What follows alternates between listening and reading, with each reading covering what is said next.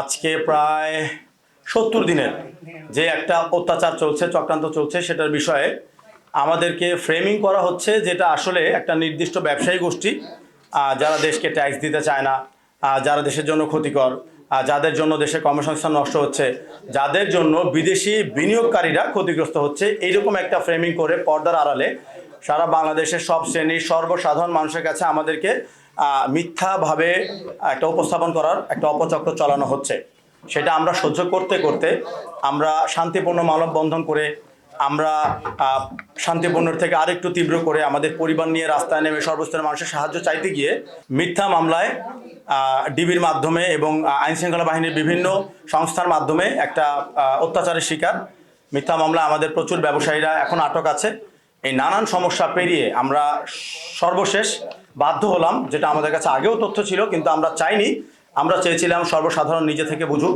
এখন হয়তোবা আমরা বোঝাতে ব্যর্থ বা এই চক্রান্তকারী গোষ্ঠী সফল মিথ্যাচার প্রচারের ক্ষেত্রে। সেজন্য আমরা আজকে একটা বিষয়, একটা বিরাট একটা সার্বভৌমত্ব নিয়ে একটা ঝুঁকির বিষয়, যেটা বাংলাদেশের সর্বস্তরের মানুষের জন্য ঝুঁকি, সেটা নিয়ে আপনাদের সামনে এসেছি। বাংলাদেশের যতদিন আওয়ামী লীগ নিষিদ্ধ থাকবে ততদিন আওয়ামী লীগের ফান্ড অর্গানাইজ করা যে সকল প্রজেক্ট আছে, যে সকল ব্যক্তি আছে, যে সকল কোম্পানি আছে, তাদের প্রজেক্টগুলো তো লজিক্যালি বন্ধ থাকা উচিত ছিল। এখন যারা ফান্ড অর্গানাইজ করে আওয়ামী লীগ চলে যাওয়ার পরেও এই নিষিদ্ধ যে রাজনৈতিক সংগঠন, তাদের জন্য তার ভেতরে অন্যতম একজন ব্যক্তির নাম হচ্ছে জহিরুল ইসলাম, যিনি বিএনপি থেকে নমিনেশন চেয়েও পাননি।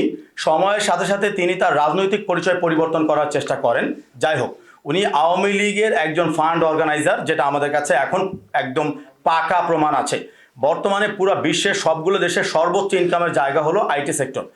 ইন্ডিয়ার আইডিয়া নিয়ে, আওয়ামী লীগের সহযোগিতা নিয়ে বর্তমান সরকারের আওয়ামীপন্থী কিছু মহলে সংমিশ্রিত চেষ্টার মাধ্যমে এই ফিনান্সিয়াল মেটিকুলাস ডিজাইনটি তৈরি করা হয়েছে, যা বাস্তবায়নে এই মহলটি উঠে পড়ে লেগেছে এবং যার প্রথম ধাপ সম্পন্ন করা হয়েছে এনআইআর এর মাধ্যমে। সেই বিষয়ে আমাদের আজকের প্রেস কনফারেন্স হচ্ছে। এনআইআর বাস্তবায়নের আড়ালে মোবাইল শিল্প দখলের অভিযোগ, মূল পরিকল্পনাকারী ও সংশ্লিষ্ট স্বার্থ গোষ্ঠীর ভূমিকা, প্রেক্ষাপট, বাংলাদেশের ন্যাশনাল ইকুইপমেন্ট আইডেন্টি রেজিস্টার ব্যবস্থাপনা বাস্তবায়নের মাধ্যমে মোবাইল শিল্পে যে অস্থিরতা, সহিংসতা এবং ব্যাপক অর্থনৈতিক ক্ষতি সৃষ্টি হয়েছে, তার পেছনে একটি সংগঠিত সিন্ডিকেট ও নির্দিষ্ট ব্যক্তিকেন্দ্রিক প্রভাব কাজ করছে। এই প্রতিবেদনে মোবাইল বিজনেস কমিটি বাংলাদেশের পক্ষ থেকে সংগৃহীত তথ্য, মামলা নথি, দলীয় নোটিশ, সরকারি তদন্তপত্র এবং বাস্তব ঘটনার ধারাবাহিকতায় ভিত্তিতে মূল পরিকল্পনাকারীর ভূমিকা তুলে ধরা হলো। নাম্বার 1, অভিযুক্ত ব্যক্তির পরিচয় এবং প্রভাব। মোহাম্মদ জহিরুল ইসলাম, ব্যবস্থাপনা পরিচালক, স্মার্ট টেকনোলজিস লিমিটেড এবং অনর বাংলাদেশ।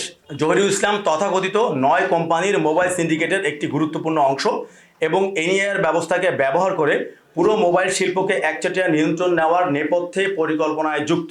নাম্বার 2, জুলাই 2024 গণ অভ্যুত্থান এবং ছাত্র হত্যা মামলার সংশ্লিষ্টতা।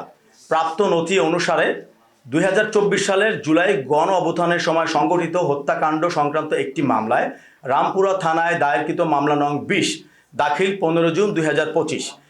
এই মামলার প্রধান আসামি ছিলেন সাবেক স্বরাষ্ট্রমন্ত্রী এবং আসামির সংখ্যা ছিল মোট 127 জন।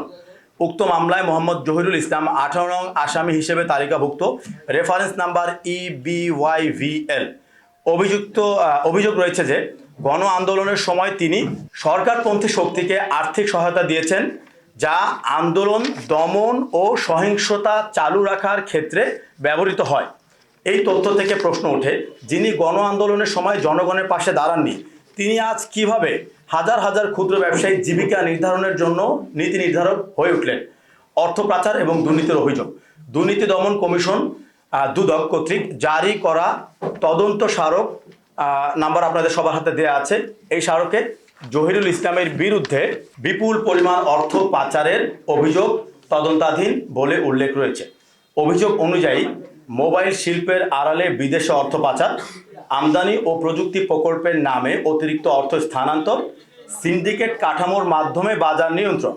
এই প্রেক্ষিতে প্রশ্ন ওঠে, যিনি নিজেই অর্থ পাচারের অভিযোগে তদন্তাধীন, তিনি কিভাবে অবৈধ মোবাইল তদদার করিয়ে পুরো ব্যবসায়ী সমাজকে অপরাধী বানানোর চেষ্টা করে যাচ্ছেন? নাম্বার 4, বিএনপিতে অনুপ্রবেশের চেষ্টা এবং দলীয় প্রত্যাখ্যান। 2025 সালের 11 জুলাই তারিখে রামগঞ্জ পৌরসভা লক্ষ্মীপুর বিএনপির জারি করা অফিসিয়াল নোটিশ স্পষ্টভাবে বলা হয় মোহাম্মদ জহিরুল ইসলাম অতীতে আওয়ামী লীগ সরকারের প্রকাশ্য সমর্থক এবং ফান্ড অর্গানাইজার। সে শেখ হাসিনা এবং শেখ মুজিবের প্রশংসায় অর্থ ব্যয়ে বিজ্ঞাপন প্রকাশ, জুলাই আন্দোলনে ছাত্রদের বিরুদ্ধে অবস্থান, বিএনপির আদর্শ বিরোধী বক্তব্য এবং কর্মকাণ্ড, এই সকল অভিযোগ যাচাই করে তার বিএনপি সদস্যপদ ফর্ম বাতিল ঘোষণা করা হয়। অর্থাৎ রাজনৈতিকভাবে তিনি বিশ্বাসযোগ্য নন বলেই দলীয় কাঠামো তাকে প্রত্যাখ্যান করেছে। নাম্বার 5, এনএআর বাস্তবায়নে অস্বাভাবিক তৎপরতা এবং অর্থায়ন। সাধারণভাবে জাতীয় নিরাপত্তা সংশ্লিষ্ট কোনো প্রযুক্তি রাষ্ট্রীয় অর্থায়নে হয়, ট্রায়াল এবং পাইলট প্রকল্প শেষে তারপরে হয়, স্টেক হোল্ডারদের অংশগ্রহণে বাস্তবায়িত হয়। কিন্তু এনএআর ক্ষেত্রে আমরা কি দেখতে পাচ্ছি? প্রকল্পের অর্থায়নে বেসরকারি সিন্ডিকেটের সম্পৃক্ততা, কোনো পর্যাপ্ত ট্রায়াল পিরিয়ড ছাড়াই বাস্তবায়ন করে দেয়া, 20,000 ব্যবসায়ীকে সম্পূর্ণ উপেক্ষা করে তাদের জীবিকার কথা চিন্তা না করে সম্পূর্ণ তাদেরকে এই সেক্টর থেকে উৎখাত করার অপপ্রচেষ্টা।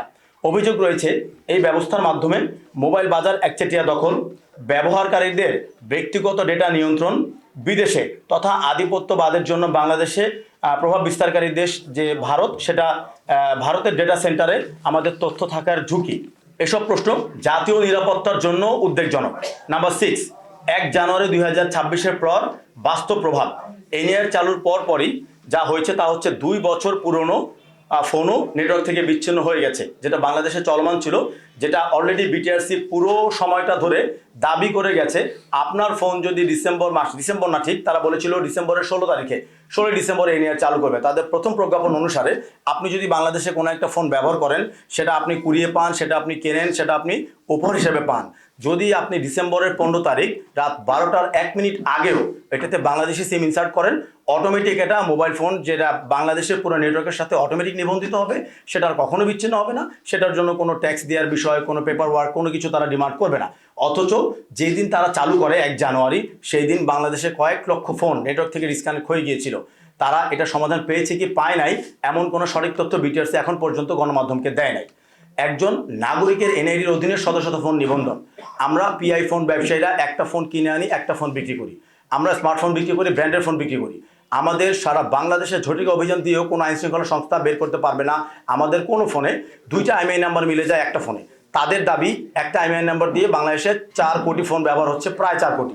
অথচ এই আইএমআই নাম্বারগুলো যদি একটা এনআইডির এগেনস্টে নিবন্ধন হয়, আপনারা যারা সংবাদকর্মী আছেন, আপনাদের আইএমআই নাম্বার দিয়ে আপনার এনআই ডেটাবেজে গেলে দেখতে পাবেন 500 থেকে 1000 আইএমআই নাম্বার পর্যন্ত আপনাদের নামে রেজিস্টার করা যে ফোনগুলো আপনারা চালান নাই। এবং সেগুলো আপনার আইএমআই নাম্বারের জন্য ইন্টারন্যাশনাল কিছু ডেটাবেজ আছে, সেখানে চেক করা যায় ফ্রি। ওখানে চেক করে দেখবেন সেটা এমন কোনো মডেল যেটা বাংলাদেশের উৎপাদনকারী যে প্রতিষ্ঠান আছে অফিসিয়াল তাদের, তার মানে তারা আমাদের ডাটা ব্যবহার করে, আমাদের ব্যক্তিগত তথ্য ব্যবহার করে তারা নিবন্ধন করে দিচ্ছে এবং সেটা ট্যাক্স ফাঁকি দিচ্ছে। তারপর বিষয় সার্ভারের ত্রুটি এবং নিরাপত্তাজনিত দুর্বলতা। এটা নিয়ে আমাদের সংবাদ মাধ্যমে, গণমাধ্যমে, বিভিন্ন ছোট বড় চ্যানেল এবং যারা আইটি নিয়ে বেশ জ্ঞান রাখে ফেসবুকে, সাধারণ ব্যবহারকারী, সর্বস্তরের জনগণ এটা নিয়ে পোস্ট করেছে। জানুয়ারি মাসে 1 তারিখ থেকে 5 তারিখ আপনারা সেগুলো ফেসবুকে চলমান পোস্ট পাবেন। এরপরের বিষয় হচ্ছে গ্রাহকের অজান্তে আইএমআই নাম্বার নিবন্ধনের অভিযোগ, যেটা আমি একটু আগে বলেছি। তো বিশেষজ্ঞদের মতে এই অস্বাভাবিক নিবন্ধন প্যাটার্ন স্থানীয় অ্যাসেম্বলি কোম্পানি কৃত্রিম অ্যাক্টিভেশন বাড়ানোর সঙ্গে সংশ্লিষ্ট হতে পারে। সব কথার এক কথা, আমি আমার বক্তব্য এখানে শেষ করতে চাই। বিষয় হচ্ছে আমাদের জনাব শহীদ ওসমান হাদি বলে গিয়েছিলেন, জুলাই নিয়ে যারা ব্যবসা করবে, জুলাই নিয়ে যারা কোনো রকম কোনো বিতর্ক সৃষ্টি করবে, জুলাই আন্দোলন নিয়ে, সে যদি আমার মা হয় আমার মা না, সে যদি আমার বাপ হয় আমার বাপ না। আর জুলাই আন্দোলনকারী এখন প্রকাশ্যে ঘুরে বেড়াচ্ছে এবং সে জুলাইয়ের সময়, ছাত্র হত্যার সময় যতটা না আর্থিকভাবে সচ্ছল ছিল, তার থেকে 3 গুণ ফুলে ফেপে উঠেছে। এটা কেন হলো, প্রশ্ন কি করে, আমি সবার কাছে জবাব চাই।